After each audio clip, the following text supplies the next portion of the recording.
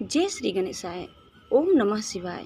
स्वागत है दोस्तों आप सभी का आपके अपने चैनल जी जायसवाल यूट्यूब स्टोरी में।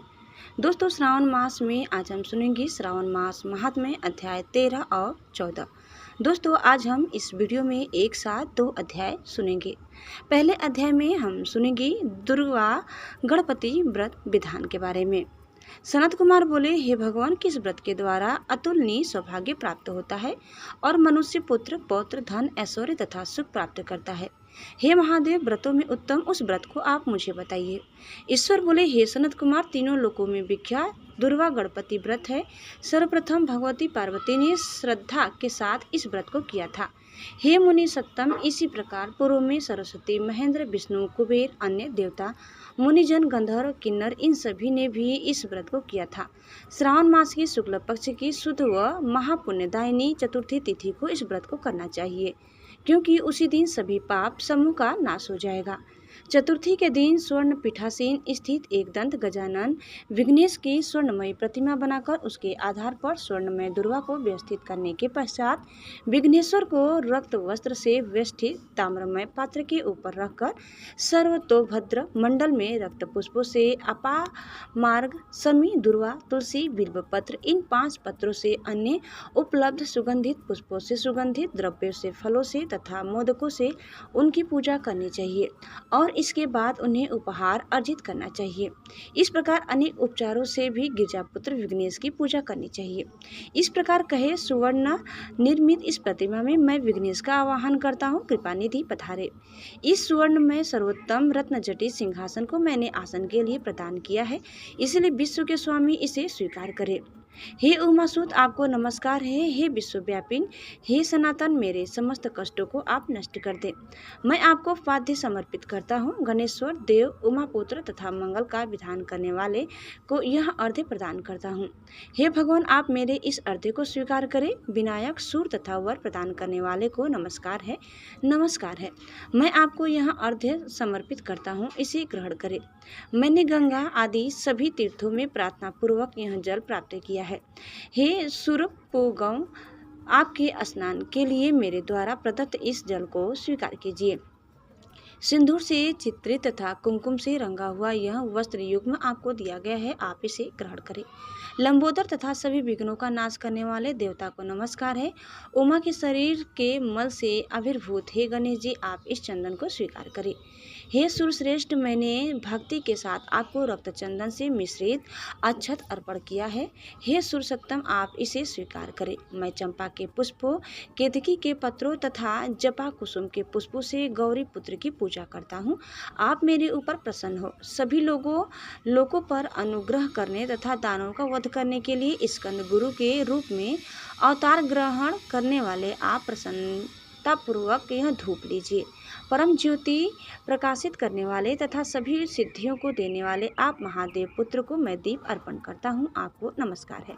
इसके बाद गणा नाम त्वाम इस मंत्र से मोदक 4 प्रकार के अन्न, पायस तथा लड्डू आदि का नैवेद्य अर्पण करें। मैं आपकी मुख शुद्धि के लिए आदरपूर्वक कपूर, इलायची तथा नागवल्ली के दल से युक्त तांबूल आपको प्रदान करता हूँ। हिरण्यगर्भ के गर्भ में स्थित अग्नि के सुवर्ण बीज को मैं दक्षिणा रूप में आपको प्रदान करता हूँ, अतः आप मुझे शांति प्रदान कीजिए। हे गणेश्वर, हे गणाध्यक्ष, हे गौरीपुत्र, हे गजानन, हे ईभानन, आपकी कृपा से मेरा व्रत पूर्ण हो। इस प्रकार अपने सामर्थ्य के अनुसार विघ्नेश का विधिवत पूजन करके उपस्कर निवेदित सामग्री सहित गणाध्यक्ष को आचार्य के लिए अर्पण कर देना चाहिए। उनसे प्रार्थना करें, हे भगवान, हे ब्राह्मण, दक्षिणा सहित गणराज की मूर्ति को आप ग्रहण कीजिए। आपके वचन से मेरा यह व्रत आज पूर्णता को प्राप्त हो। जो मनुष्य 5 वर्ष तक इस प्रकार व्रत के उद्यापन करता है वह वांछित मनोरथों को प्राप्त करता है और देहांत के बाद शिव लोक को जाता है। अथवा 3 वर्ष तक जो इस व्रत को करता है वह सभी सिद्धियां प्राप्त करता है। जो व्यक्ति उद्यापन के बिना ही इस उत्तम व्रत को करता है, विधि के अनुसार भी उसका जो कुछ किया हुआ होता है वह सब निष्फल हो जाता है। अब उद्यापन विधि बताई जाती है। उद्यापन के दिन प्रातःकाल तिलों से स्नान करें। उसके बाद व्यक्ति एक पल या आधा पल या उसके भी आधे पल की स्वर्ण की गणपति की प्रतिमा बनाकर पंचगव्य से स्नान कराकर भक्ति तथा श्रद्धा के साथ इन 10 नाम मंत्रों से दुर्वादलों से सम्यक पूजन करें। हे गणाधीश, हे उमापुत्र, हे अघनासन, हे विनायक, हे स्पुत्र, हे सर्वसिद्धि प्रदायक, हे एकदंत, हे इभ वक्त्र, हे मूषक वाहन, आपको नमस्कार है। आप कुमार गुरु को नमस्कार है। आप नाम पदों से पृथक पृथक पूजन करें। पहले दिन अधिवासन करके प्रातःकाल ग्रह होम करके दुर्वादलों तथा मोदकों से होम करना चाहिए। उसके बाद पूर्ण आहुति देकर आचार्य आदि का विधिवत पूजन करना चाहिए और घट तुल्य धनों वाली गाय का दान अपनी सामर्थ्य के अनुसार करना चाहिए। हे वत्स, इस प्रकार व्रत करने पर मनुष्य सभी मनोरथों को प्राप्त कर लेता है। हे सनत कुमार, अपने प्रिय पुत्र गणेश के व्रत करने से संतुष्ट होकर मैं उस मनुष्य को पृथ्वी पर सभी सुख प्रदान करके अंत में उसे सद्गति देता हूँ। जैसे दुर्वा अपनी शाखा प्रशाखाओं के द्वारा वृद्धि को प्राप्त होती है, उसी प्रकार उस मनुष्य की पुत्र पौत्र आदि संतति निरंतर बढ़ती रहती है। हे सनत कुमार, मैंने दुर्वा गणपति का यह अत्यंत गोपनीय व्रत कहा है। सुख चाहने वालों को इस सर्वोत्कृष्ट व्रत को अवश्य करना चाहिए। दोस्तों, इस प्रकार श्री स्कंद पुराण के अंतर्गत श्री ईश्वर सनत कुमार संवाद में श्रावण मास महात्म्य में दुर्वा गणपति व्रत कथन नामक 13वां अध्याय पूर्ण हुआ। दोस्तों, उम्मीद करते हैं कि आपको हमारी आज की यह कथा जरूर पसंद आई होगी। दोस्तों, अब आप सुनिए श्रावण मास महात्म्य अध्याय 14। इस अध्याय में अब हम जानेंगे नाग पंचमी व्रत का महात्म्य। दोस्तों, ईश्वर बोले, हे महामुने, श्रावण मास में जो व्रत करने योग्य है वो अब मैं बताऊंगी, आप उसे ध्यान से सुनिए। चतुर्थी तिथि को एक बार भोजन करें और पंचमी को नक्त भोजन करें।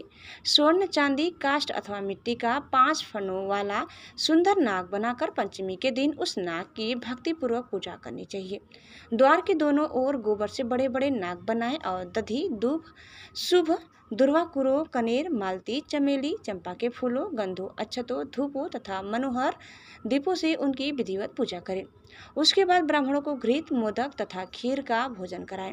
इसके बाद अनंत वासुकी, शेष, पद्यनाभ, कंबल, करकोटक, अश्व, 8वां धृतराष्ट्र, शंखपाल, काली तथा तक्षक, इन सब नाग कुल के अधिपतियों को तथा इनकी माता कद्रु को भी हल्दी और चंदन से दीवार पर लिखकर फूलों आदि से इनकी पूजा करें।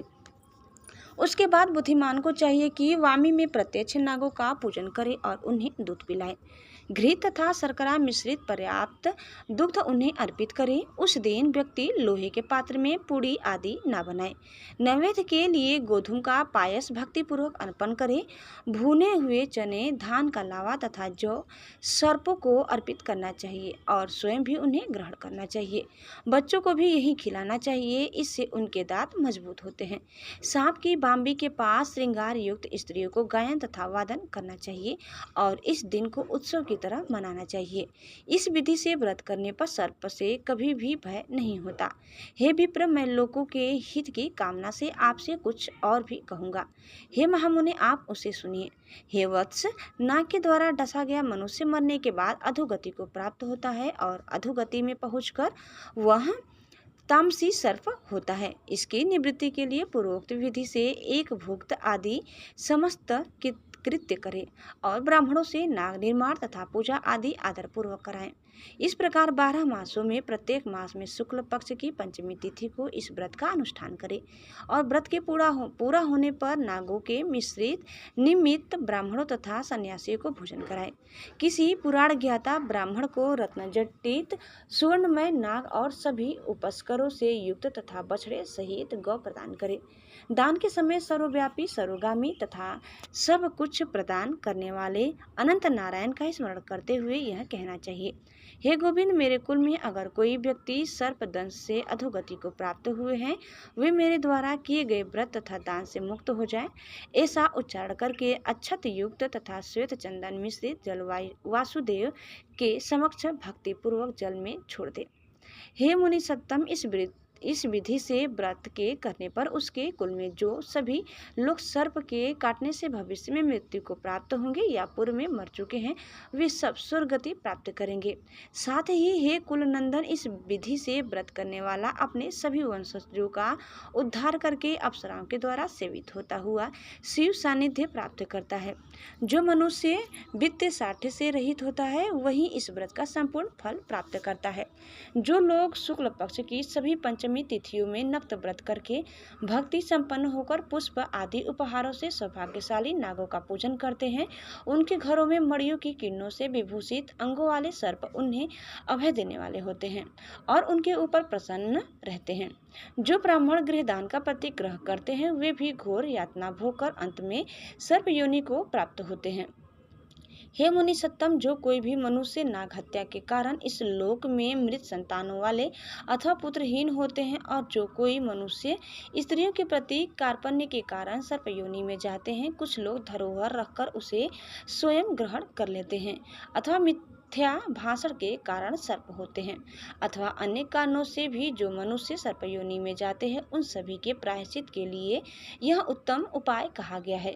यदि कोई मनुष्य वित्त साठ्य से रहित होकर नाग पंचमी का व्रत करता है तो उसे कल्याण के लिए सभी नागों के अधिपति शेष नाग तथा वासुकी हाथ जोड़कर प्रभु श्री हरि से तथा सदाशिव से प्रार्थना करते हैं तथा शेष और वासुकी की प्रार्थना से प्रसन्न हुए परमेश्वर शिव तथा विष्णु उस व्यक्ति के सभी मनोरथ पूर्ण कर देते हैं।